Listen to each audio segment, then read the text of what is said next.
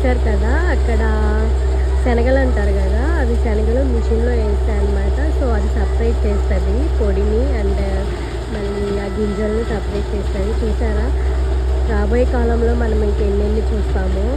ఒకప్పుడైతే చాలా ప్రాసెస్ అనమాట అవి గింజల్ని వేరు చేయడానికి, బట్ ఇప్పుడైతే చాలా ఈజీ ప్రాసెస్. చూడండి పాపం ఎండలో ఎలా కష్టపడుతున్నారు రైతులు. మీ ఫ్యామిలీలో కూడా ఎవరైనా నా వీడియోస్ అయితే ఎవరైతే రైతులు చూస్తున్నారో ఒక సబ్స్క్రైబ్ చేయండి.